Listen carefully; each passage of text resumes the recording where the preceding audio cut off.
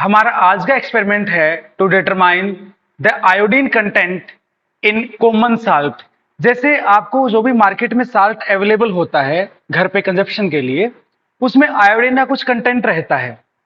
Because iodine जो है एक माइन्यूट अमाउंट में बॉडी के लिए जरूरी होती है। अगर उसका अमाउंट उतना ना मिले जितना रिक्वायर्ड है, तो थायरोक्सिन हार्मोन जो है वो इम्बैलेंस हो जाएगा, जिससे अलग अलग तरह की जो डिजीज हैं वो हो सकती हैं।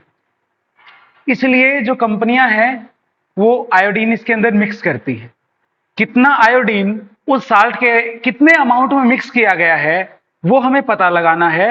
और जो भी हमारे पास साल्ट अवेलेबल होता है, जनरली उसके अंदर आयोडाइड ना होके आयोडेट फॉर्म में साल्ट अवेलेबल होता है। आयोडेट बोले तो पोटाशियम आयोडेट KiO3 की फॉर्म में होता है। वो कैसे मिक्स करते हैं? पहले वो NaCl को सेपरेट करते हैं, प्यूरिफाई करते हैं सी वाटर से। उसके बाद उसको पाउडर फॉर्म में या क्रिस्टलाइन फॉर्म में एक बेल्ट के ऊपर, कन्वेयर के ऊपर डाला जाता है। सपोज ये कन्वेयर बेल्ट इस तरीके से मूव कर रही है, दिस डायरेक्शन, तो साल्ट यहां से इसके ऊपर आता जाएगा और ये कन्वेयर बेल्ट मूव करती जाएगी। इसके ऊपर वो स्प्रे करते हैं पोटाशियम आयोडेट सॉल्यूशन का, ताकि यूनिफॉर्म मिक्सिंग हो। अगर सॉलिड पोटाशियम आयोडेट लिया जाए और बहुत सारे NaCl में मिक्स करने की कोशिश की जाए, एक पाउडर दूसरे में, तो वहां मिक्सिंग बहुत ज्यादा अच्छी नहीं होती, यूनिफॉर्म नहीं होती।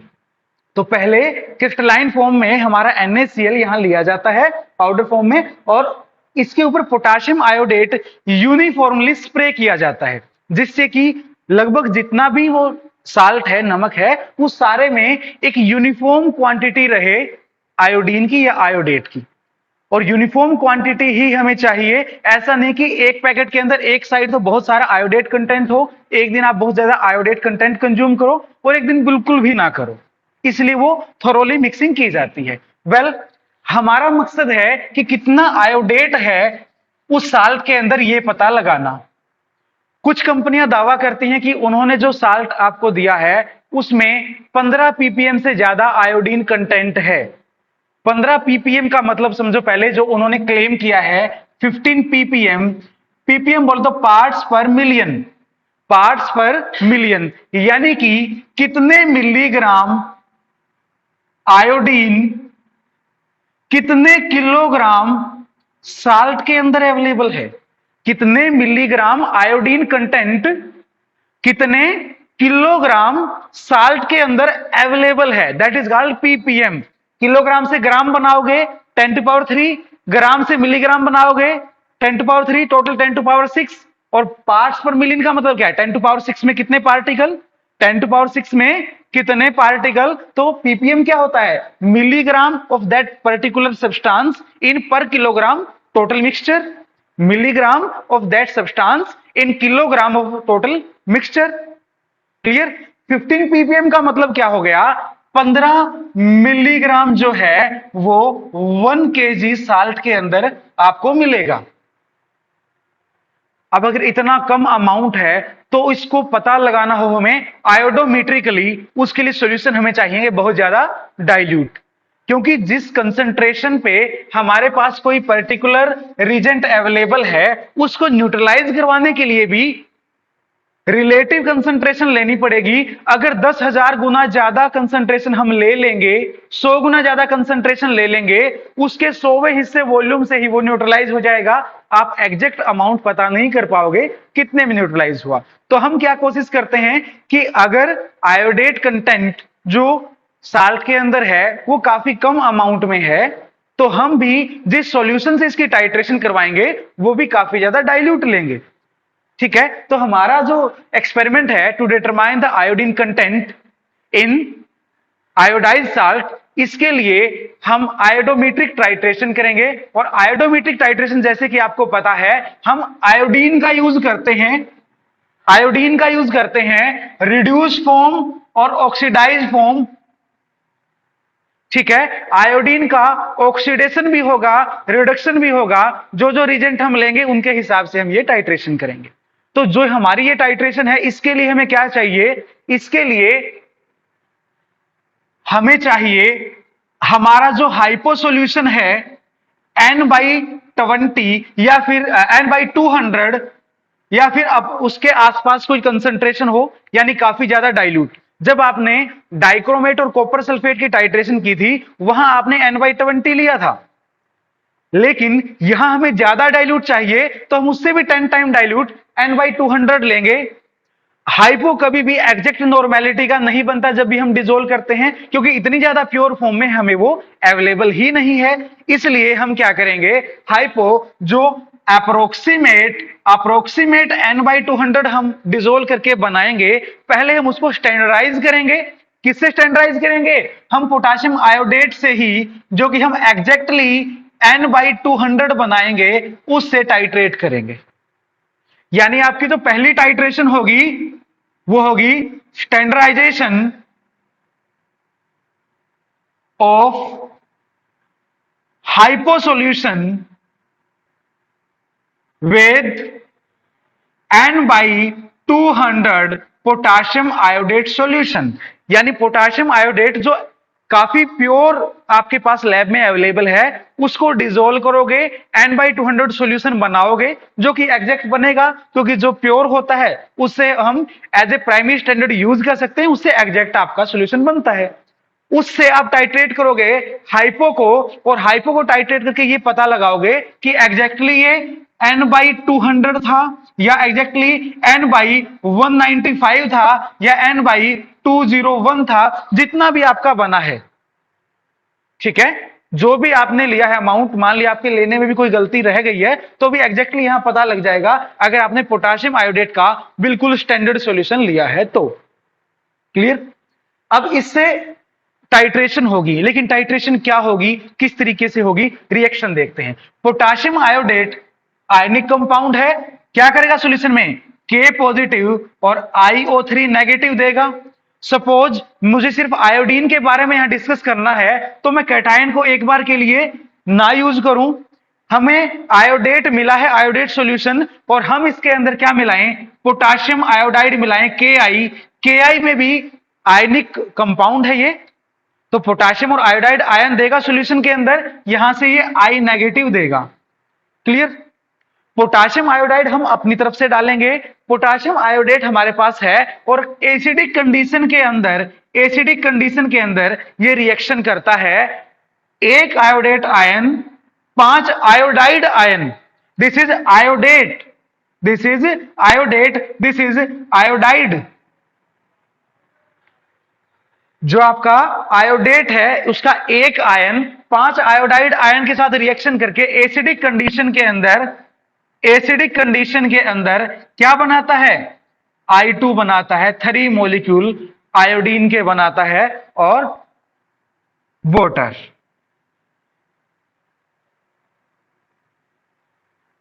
ये सिर्फ मैंने आयनिक रिएक्शन लिखी है, इसमें जो पोटाशियम के होंगे और इनके जो आयन होंगे वो भी आगे आएंगे, वो वाटर से मिक्स हो जाएंगे। यानी मेन हमारा क्या है कि हमारे पास आयोडेट था, हमने आयोडाइड डाला, पोटाशियम आयोडाइड डाला एसिडिक कंडीशन में, और आयोडीन लिबरेट हुई। और आपको पता है आयोडीन मॉलिक्यूलर फॉर्म में स्टार्च के साथ डार्क कलर देती है, ब्लूइश ब्लैक कलर देती है। तो अगर हमने पोटाशियम आयोडाइड एक्सेस में डाल दिया, ये रिएक्शन कब जाके स्टॉप होगी, जब हमारा आयोडेट कंज्यूम हो जाएगा।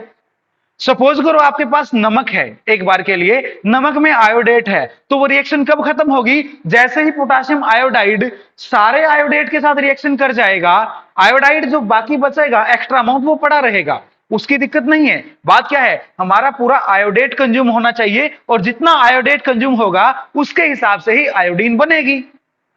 ठीक है। अब आपने आयोडेट लिया, पोटाशियम आयोडाइड डाला एसिडिक कंडीशन में, ये रिएक्शन हुई, आयोडीन बना, स्टार्च डाला, कलर आ गया। अब आप क्या करोगे, हाइपो डालना शुरू करोगे।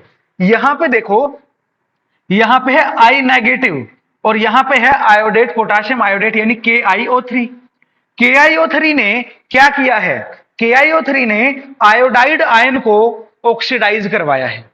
यहां I नेगेटिव -1 ऑक्सीडेशन स्टेट, यहां iodine molecular form 0 oxidation state, negative to 0 जा रहा है, यानी ऑक्सीडेशन करवा रहा है। और ऑक्सीडेशन कौन करवा रहा है, आयोडेट करवा रहा है, पोटाशियम आयोडेट करवा रहा है। तो ऑक्सीडाइजिंग एजेंट ने आयोडाइड आयन को ऑक्सीडाइज करवा दिया। अब हम एक रिड्यूसिंग एजेंट लेंगे लाइक हाइपो, और हाइपो क्या करेगा, हाइपो क्या होता है, Na2H2O3 होता है। अगर मैं सिर्फ आयनिक फॉर्म लेता हूं तो H2O3 2 नेगेटिव, ये आयोडीन के साथ रिएक्शन करेगा, आयोडीन के साथ रिएक्शन करेगा और यहां बना देगा I negative plus H4O6 2 negative. Hypo क्या करता है, हाइपो आयोडीन को जो जीरो ऑक्सीडेशन स्टेट में है उसको -1 ऑक्सीडेशन स्टेट में लेके जाता है और वो क्या हो जाएगा, कलर नहीं देगा। ठीक है, नहीं दिख रहा नीचे से, यहां तक दिख रहा है, शेड जा रही है, इसको निकाल दो अंकित प्लीज, इसको वहां ले जाओ।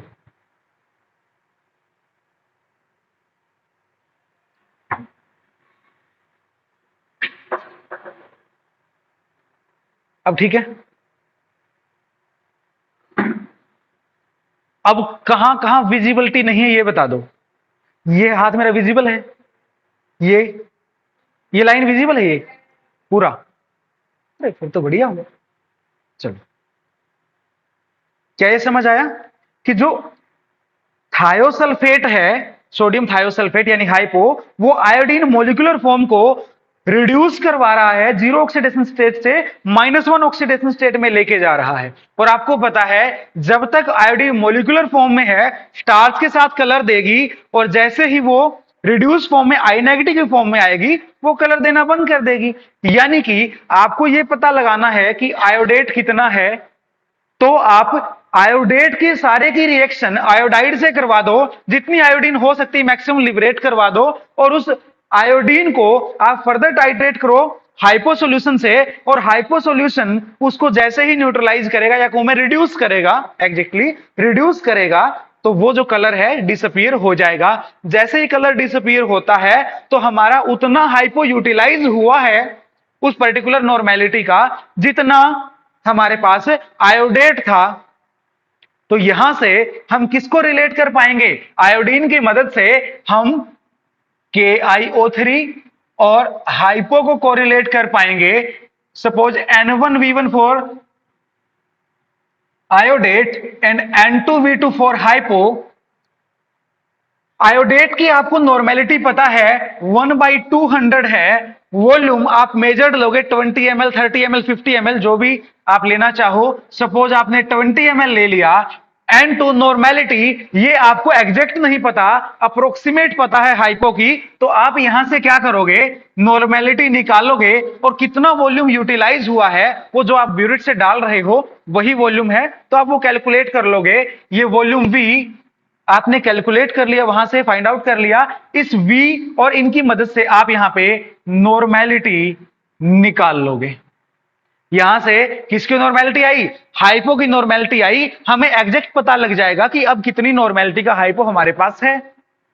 तो ये काम क्या है, पहला स्टैंडर्डाइजेशन ऑफ हाइपो सॉल्यूशन। अब दूसरे स्टेप में हम क्या करेंगे, हमारे पास जो नमक है उसमें हमें नहीं पता कितना आयोडेट कंटेंट है, हमें नहीं पता कितना आयोडेट कंटेंट है, तो हम क्या करेंगे, हम साल्ट लेंगे, उस साल्ट को हम डिजोल्व करेंगे, एक नोन अमाउंट लेंगे, और हमें क्योंकि पीपीएम में वैल्यू निकालनी है, पार्ट्स पर मिलियन यानी मिलीग्राम पर किलोग्राम, मिलीग्राम पर किलोग्राम, तो हम इसका जो वजन लेंगे वो ग्राम्स या मिलीग्राम्स में इस तरीके से लेंगे। तो हम क्या करते हैं, 10 ग्राम साल्ट ले लेते हैं, 10 ग्राम हम क्या लेते हैं, साल्ट ले लेते हैं, और 10 ग्राम साल्ट को हम डिजोल्व करेंगे, 50 ml सॉल्यूशन बनाएंगे, 50 ml सॉल्यूशन बनाएंगे। ये है साल्ट का सॉल्यूशन। इस साल्ट में NaCl भी होगा, नो डाउट, बहुत ज्यादा अमाउंट तो उसी का ही है, और थोड़ा बहुत जितना भी उस मैन्युफैक्चरर ने डाला है उतना आयोडेट कंटेंट भी होगा। तो जो वो आयोडेट कंटेंट है वो भी होगा, साल्ट भी होगा, दोनों चीजें होंगी। अब जो वो हमारे पास सॉल्यूशन बना है, इस सॉल्यूशन को हम सेम उसी वे में जैसे हमने इसे टाइट्रेट किया था, आयोडेट को टाइट्रेट किया था, वैसे ही थोड़े से आयोडेट का सॉल्यूशन ये भी है, इसको भी हम उन्हीं कंडीशंस में टाइट्रेट करेंगे हाइपो के साथ। और इस बार हमारे पास N2V2 इक्वल टू N3V3। आप इस वे में भी निकाल सकते हो अगर आपको लॉन्ग कैलकुलेशन करनी है। इसके अलावा आपके पास एक तरीका और है, एक तरीका और है। कौन सा तरीका? आपके पास डायरेक्ट फॉर्मूला है कि आयोडीन कंटेंट इन पीपीएम अगर आपको निकालना है, वो आप निकालोगे कैसे? नॉर्मेलिटी ऑफ द हाइपो जो N2 हमने निकाली है, ठीक है, नॉर्मेलिटी ऑफ द हाइपो जो आपने निकाली है, वॉल्यूम ऑफ हाइपो जो आपने अभी साल्ट के साथ टाइट्रेशन में यूज किया है, साल्ट के साथ टाइट्रेशन में यूज किया है, multiplied by 2140 2140 divide by weight of salt, कितना अमाउंट आपने साल्ट का डिजोल्व किया था। क्योंकि अगर आपने ये 50 ml की बजाय 30 ml भी ले लिया हो, क्या इसके अंदर इस पानी की कमी या ज्यादा के साथ क्या आयोडेट कंटेंट में फर्क आएगा? नहीं। आयोडेट तो किससे आया है? उस सॉलिड से आया है, तो हमें सॉलिड के हिसाब से कैलकुलेशन करनी है, ना कि इस अमाउंट वाटर के अमाउंट के हिसाब से कैलकुलेशन करनी है। अब एक्चुअली आप कैसे परफॉर्म करोगे ये देखो। आपको एसिडिक कंडीशन लेनी है दोनों ही केसेस में, तो आप 20 ml पोटाशियम आयोडेट का सॉल्यूशन लोगे। क्या करने के लिए? पहली टाइट्रेशन में स्टैंडर्डाइज करने के लिए आपने 20 ml पोटाशियम आयोडेट लिया। इसके अंदर आपने क्या किया? आप 3 ml H2SO4 डालो, डाइल्यूट H2SO4 जो कि 2 नॉर्मल कंसंट्रेशन का है, ठीक है, 2 नॉर्मल कंसंट्रेशन का H2SO4 3 ml इसके अंदर ऐड कर दो। इसके बाद 0.5 ग्राम पोटाशियम आयोडाइड आप इसके अंदर डालो, या तो आप इसे सॉलिड डाल दो इसके अंदर, कोई इश्यू नहीं, या फिर आप क्या कर सकते हो, 0.5 ग्राम को आप 10 ml वाटर में डिजोल्व करो और वो इसके अंदर आप ऐड कर दो। आयोडाइड कंटेंट कितना होगा? जितना सॉलिड आपने डाला है उसके हिसाब से होगा, ठीक है। अच्छी मिक्सिंग के लिए आप 10 ml में डिजोल्व करके फिर डाल सकते हो, या फिर आप ऐसे ही डाल दो। जब आप इसको डाल दो तो इसको ढक के डार्क में रख दोगे अप्रोक्सीमेट 10 मिनट्स के लिए। डार्क मींस जहां पे सनलाइट ना आती हो, और इसे छोड़ दोगे 10 मिनट में, जो ये रिएक्शन है, ये कंप्लीट हो जाएगी। ये रिएक्शन क्या हो जाएगी? कंप्लीट हो जाएगी। उसके बाद आप इसे निकालोगे और इसे हाइपो के साथ टाइट्रेट करोगे। क्योंकि आयोडीन लिबरेट हुई है इस रिएक्शन में, तो आयोडीन आपने ढक के रख रखा है, उसी सॉल्यूशन में डिसॉल्व होगी। और आयोडीन, मोलिकुलर आयोडीन वैसे तो ब्राउन कलर की होती है, लेकिन जब उसका बहुत कम अमाउंट है तो वो सॉल्यूशन को येलोइश कलर दे देगी, ठीक है, येलोइश कलर देगी। जब आप टाइट्रेट करोगे हाइपो से, तो वो येलोइश कलर धीरे धीरे फेड होना स्टार्ट हो जाएगा। फिर आप उसमें स्टार्च डालोगे, स्टार्च उसमें कलर देगा। इसे आप फर्दर टाइट्रेट करवाते जाओगे जब तक वो जो कलर है स्टार्च और आयोडीन के साथ जो कॉम्बिनेशन का कलर है ब्लू कलर, वो डिसअपीयर नहीं हो जाता। वो आपका एंड पॉइंट है पोटाशियम आयोडेट की टाइट्रेशन का। लेकिन जब आप नमक की टाइट्रेशन करते हो तो आपको जो नमक मिला है उसमें पोटाशियम आयोडेट का कुछ कंटेंट है, ये आपको पता है। NaCl as such potassium iodide से कोई रिएक्शन नहीं करने वाली, उससे कोई आयोडीन लिबरेट नहीं होने वाला। तो आयोडीन लिबरेट कौन करेगा नमक के अंदर से? सिर्फ उसके अंदर जो प्रेजेंट पोटाशियम आयोडेट है। तो पोटाशियम आयोडेट कितना है वो पता लग गया, तो आयोडीन कंटेंट कितना है वो भी पता लग जाएगा, ठीक है। तो उसके लिए आप क्या करोगे, 10 ग्राम आप NaCl लोगे, उसको आप अप्रोक्सीमेट 50 ml वाटर में डिसोल्व कर लोगे।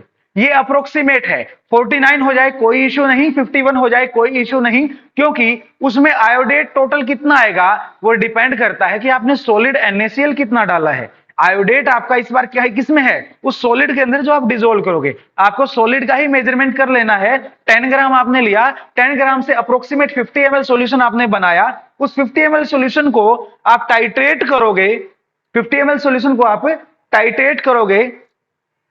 उस 50 ml सॉल्यूशन में आप अप्रोक्सीमेट 4 ml या 3 ml इतना आप H2SO4 डालोगे, 2 नॉर्मल।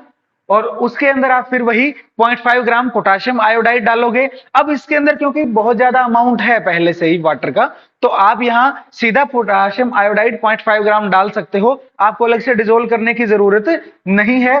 उसके बाद आप इसे फर्दर डार्क में रखोगे। डार्क में रखने पर इसका कलर येलोइश आ जाएगा। उस येलोइश कलर के आने के बाद आप क्या करोगे, क्योंकि ये कलर लाइट आएगा। क्यों आएगा ये कलर लाइट? क्योंकि जो पोटाशियम आयोडाइड आपने इसमें डाला है उसका अमाउंट बेशक उतना ही है, लेकिन इसके अंदर जो पोटाशियम आयोडेट है नमक के अंदर, उसका अमाउंट काफी कम है। आपको वैसे भी जो लिखा हुआ है उस पैकेट के ऊपर कि अप्रोक्सीमेट 15 ppm या उससे अबो 15 ppm कहा है, तो ज्यादा से ज्यादा कितना होगा? 30 ppm, 35 ppm, भाई उससे ज्यादा कह रखा है। ऐसा तो है नहीं कि उसके अंदर 500 ppm 800 ppm आएगा, यानी कि उसके अंदर अमाउंट बहुत कम है आयोडेट का। तो जितना कम आयोडेट होगा, आयोडाइड कितना ही डाल दो, वहां पे आयोडीन का लिबरेशन तो उतना ही होगा ना जितना आयोडेट अवेलेबल है। ठीक है, तो उस हिसाब से कम आयोडीन लिबरेट होगी तो कम येलो कलर आएगा, और आप उसके लिए बहुत ज्यादा वेट नहीं करोगे उस कलर के फेड होने का। आप उसके अंदर स्टार्च सीधे डाल दोगे 10 मिनट रखने के बाद और टाइट्रेट करोगे। जो भी आपकी वैल्यू आती है वहां से सोडियम थायोसल्फेट की, उससे आप पता लगाओगे भी कितने में न्यूट्रलाइज हो गया। ठीक है। करो एक्सपेरिमेंट।